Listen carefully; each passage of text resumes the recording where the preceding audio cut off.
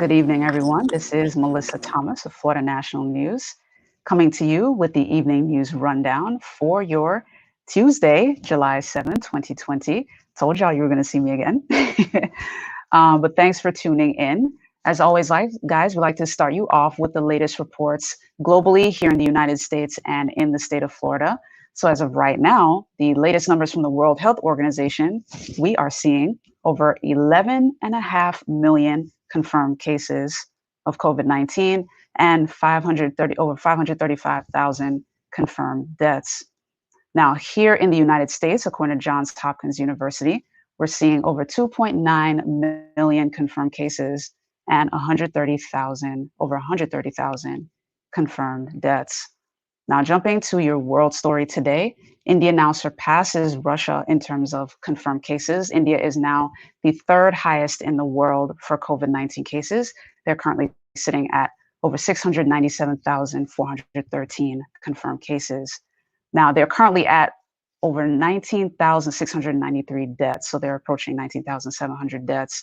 And according to Johns Hopkins University, they're eighth in the world in COVID-19 fatalities by comparison. Now, over the last 3 days, they've been experiencing a pretty steady spike in caseload, so far clocking at over 20,000 confirmed cases per day there. Now, so far, India went into lockdown back in March in an effort to curb the spread. And back then, they were only in triple digits. They were only in the hundreds at the time. Obviously, last month, they recently reopened shopping centers, places of worship, and offices. So the rise in numbers, much like as what we've seen here in the United States, is also due to an increase in testing. Right now, they're reporting numbers of 250,000 tests per day being conducted, according to local media there. Various states and cities there have scaled up their testing, including cities like Delhi. And those cities have been focusing heavily on antigen testing recently. So a bit of an update there. And a lot of the more recent cases that are happening, the recent increases are coming from a handful of southern states, including Telangana, Tamil Nadu, and Karnataka. So a bit of a little geography for you guys. Now, jumping over to the United States, we want to give you guys an update from the state of Texas. The Department of Health and Human Services reported on Monday the numbers that they have gotten from Friday, that over 1,300 COVID-19 cases there are coming from childcare facilities alone, 1,335 to be exact, the Department of Health and Human Services reporting there. Now, of those infected, 894 were staff members and 441 were children. Now, these numbers are coming as a result of 883 childcare facilities that are currently open in the state. Now, the new cases, there has been a difference between May 15th to June 15th. There was a jump not only in the number of cases, but the number of people that were tested, the number of facilities that have been reopened. So on May 15th, Texas reported a total of 59 cases from 53 childcare facilities, contrasted with June 15th, where 210 cases were reported from 177 facilities. So more facilities were opened and tested. As of Monday, 12,220 childcare facilities are open throughout the state. And of course, this comes as Texas and many other states, including the state of Florida, is grappling with how they should reopen schools in the fall. And we're going to come back to that topic in the state of Florida. But for right now, coming to the state of Florida, Miami-Dade is shutting down restaurants again as COVID-19 hospitalizations begin to surge in that county. County Mayor Carlos Jimenez announced in a news release that as of Wednesday, the restaurants in that county will shut down again, except for takeout and delivery, similar to what we did earlier in the year. Now, the executive order will also close party venues, fitness centers, and short-term accommodation rentals. Now, summer camps and daycare centers may remain open, and of course, they'll have capacity limits and other restrictions, particularly the mask rule. That mandate still remains.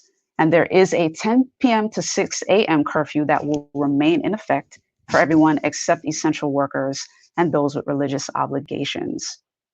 And of course, the beaches just reopened today, and Mayor Jimenez mentioned that if he sees crowding and people not following the public health rules, then he'll be forced to close down the beaches again. And in the executive order, he mentioned that anyone witnessing violations is asked to call area code 305, the number 4, and police. That's 305-4 police. That's according to the statement. So that is the quick update there. We're going to take a quick commercial break and come back with a couple more stories for you. We'll be right back. My name is Russell Drake. I'm an Orange County resident and a community advocate. On August 18th, I'm voting for Rick Singh. Rick Singh has been an outstanding property appraiser for the last 7 years. Under his leadership, he has returned $1 billion to the county. Under his leadership, property value has gone up, and he is now managing over $206 billion in assets, the most in county history.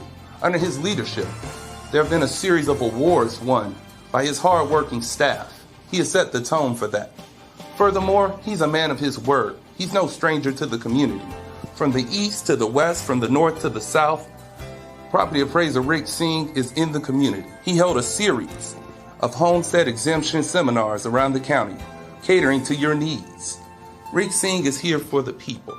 So on August 18th, I encourage you and everyone you know to vote Rick Singh. Re-elect him for property appraiser. Re-elect Rick Singh for Orange County Property Appraiser.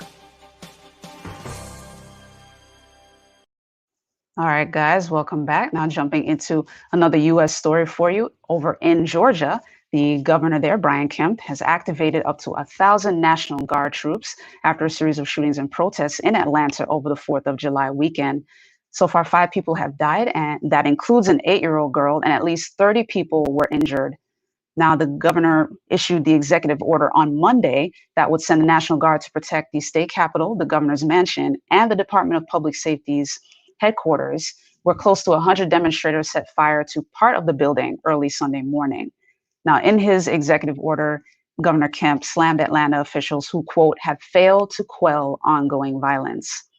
Now, the Atlanta Police Department is currently offering a reward for the killing of the 8-year-old girl named Sequoia Turner. She was shot on Saturday night right near the Wendy's where Rayshard Brooks was killed by a police officer back in June, on June 12th.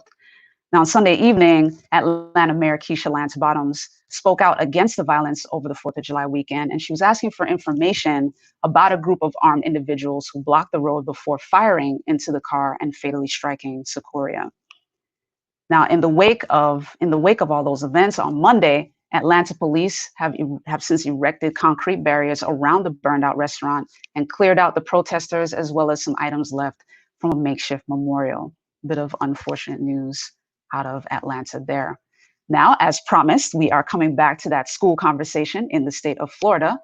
Florida Department of Education Secretary Richard Corcoran signed an executive order Monday morning requiring all schools to reopen this fall. Now, this happened at around 11 a.m. on Monday, and this is happening amid the pandemic, which in the state of Florida has shown no signs of slowing. We're still seeing a pretty high increase in cases statewide. However, the executive order will order schools to open, and that includes charter and private schools that also offer or accept scholarship students. And it actually allows students to have the option to also continue virtual education.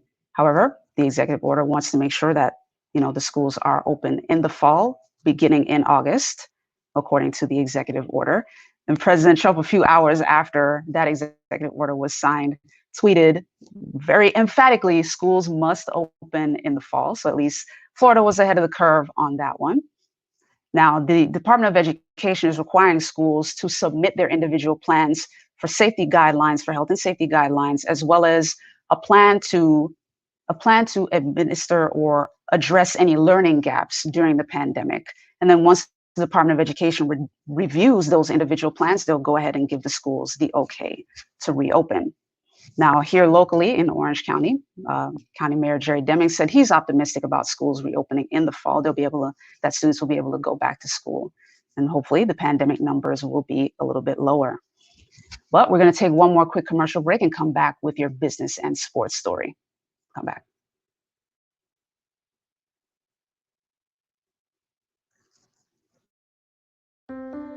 At Duke Energy, we deliver electricity and so much more, like free home energy assessments, rebates for energy-saving improvements, payment options to help you better manage your budget, and even bill credits for helping the community use less energy. So no matter what you're doing, we can help you make better energy choices every day. It's just another way we bring power to your life. How much can you save? All right, guys, welcome back in our business story. The U.S. might be without TikTok. We'll see how that goes. Secretary of State Mike Pompeo went on Fox News on Monday and said that the U.S. is seriously looking into banning TikTok from the United States. Now, this is obviously coming on the heels of U.S. lawmakers who have also raised national security concerns over TikTok's handling of user data. You've likely heard the buzz as well from folks that you know who may use it or may be afraid to use it. But the U.S. lawmakers were saying that they were worried about Chinese laws requiring domestic companies, quote, to support and cooperate with intelligence work controlled by the Chinese Communist Party. Now, while the app is actually not available in China, it is owned by a China-based company, ByteDance. So right now, TikTok is banned in India, of course, after their recent clash, India and China having their recent clash. And TikTok is going to be phased out in Hong Kong as well after the passing of the Hong Kong security law. So in terms of national security, if you're a TikToker, maybe kind of think twice before using it, or use it while you can because it may go away. We'll continue to keep you guys updated on that. And in sports news, a bit of an update about FC Dallas. You heard Casey talk about this on Saturday during her Independence Day special. At the time, it was reported that 9 players had tested positive for COVID-19. As of right now, the current number is up to 10, and one member of its technical staff has tested positive as well. And as a result, the team has had to pull out of the MLS is Back tournament. Major League Soccer made this announcement on Monday, and MLS Commissioner Don Garber said it was a tough decision, but he said it was a right call on the part of FC Dallas to choose to come out of the tournament. So right now, there are 557 players that are currently in Orlando. 13 players out of all of those have confirmed positive for coronavirus, 10 of those being FC Dallas players and the remaining 3 from 2 other clubs. Now, Commissioner Garber is saying that the league intends to continue on with the tournament, which kicks off tomorrow and runs all the way through August 11th, with the remaining 25 teams on site. So, guys, stay tuned in terms of sports. Casey will bring you all of that stuff in her sports show. And we're going to take one more quick commercial break, and we will be back with our lovely Jamesia Stoudemire out of Los Angeles for the Entertainment 4 for 4. We'll be right back. It takes experience to know the difference in property values. For example, this business is not the same as this business. And this house is definitely not the same as this house.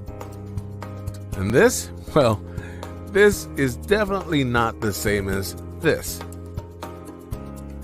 And that's why it's important to have someone who understands true property appraisals to help our community grow, while making sure everyone pays their fair share.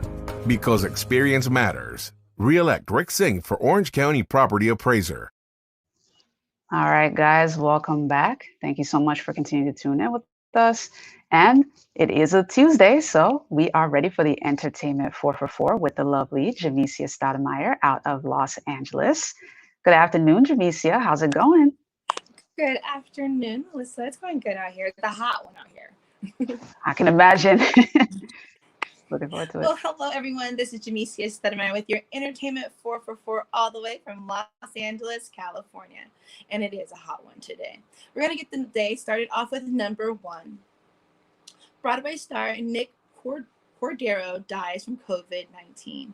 So this is definitely not an exciting one, but yes, this Broadway musical star recently passed away. He's also been Tony nominated. Some of the projects that he's actually performed is Bullet Over Broadway, Waitress, and a Bronx Tale musical.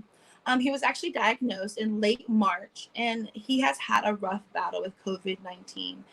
Just some insight that I had found, I believe, on Hollywood Insider, is 60 pounds and was actually awaiting a double lung transplant before he passed away. So he actually leaves behind his wife as well as his son, who was recently, I believe, born last year, Elvis.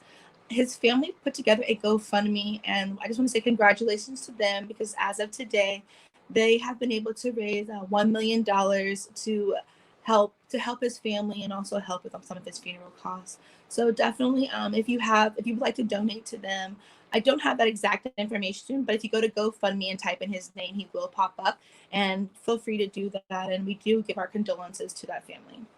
Number 2,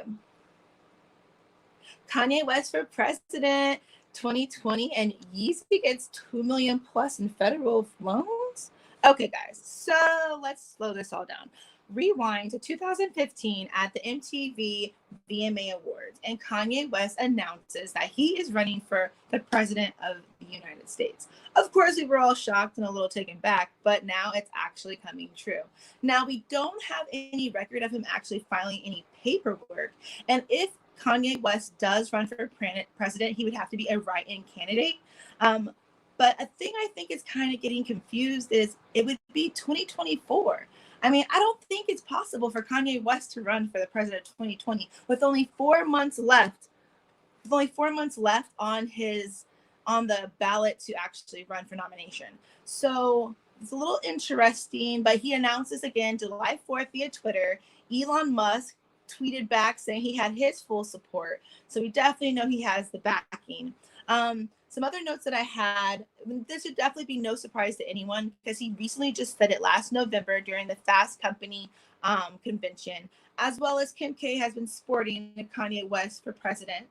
But I guess we'll kind of see as the story develops. But also, Yeezy's company has been found, well, SBA just recently released that his company received it was $2 million from the PP loan, but also they've stated that there's another $5 million loan, according to the Small Business Association. So what they've utilized this money in doing some little bit of research is it saved 106 jobs for the company. Again, this is his company. It's not his personal, bank.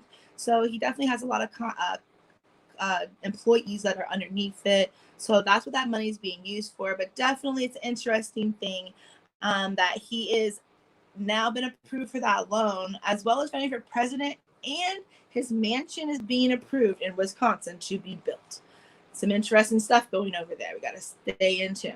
All right, guys. Number 3.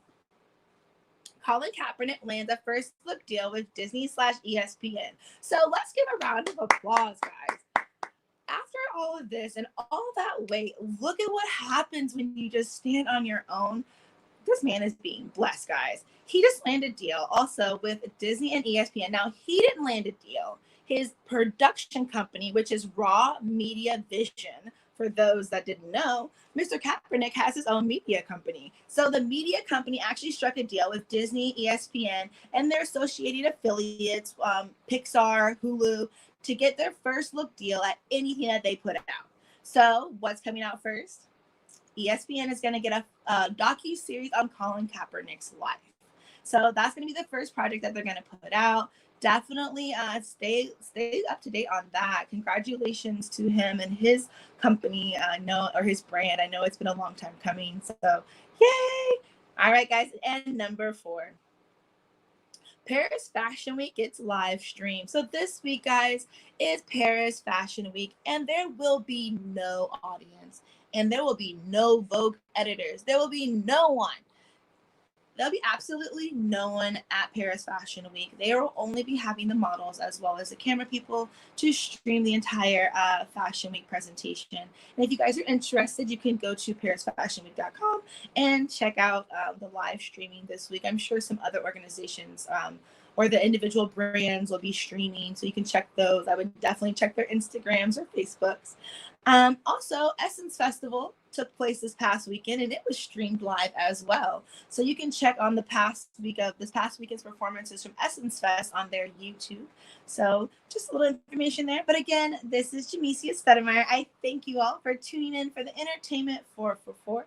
Make sure you guys follow me at THE_ENT_MOGUL. And make sure you all stay safe out there. Melissa, back to you. All right. Thank you so much, Jamesia. Always a pleasure having you on. Thank you so much. Great to see you. All right, guys. That does it here for us at Florida National News at the Evening News Rundown. If you haven't yet, be sure to like us On Facebook, you can find us at Florida National News, at FNN News Live, and FNN News TV. Be sure to subscribe on YouTube and click the bell. You can find us there at Florida National News, and follow us on Instagram at Florida National News as well. We wanted to make it as easy to find as possible. And things are shifting around a little bit for our lovely Casey Hudson, but she will be on tonight at 8 p.m. at a special time for the FNN Sports Take. So she'll be able to give you a few more sports updates. All right, guys. Thank you so much for tuning in. You have a great rest of your evening, and be sure to come back for Casey's show. Take care.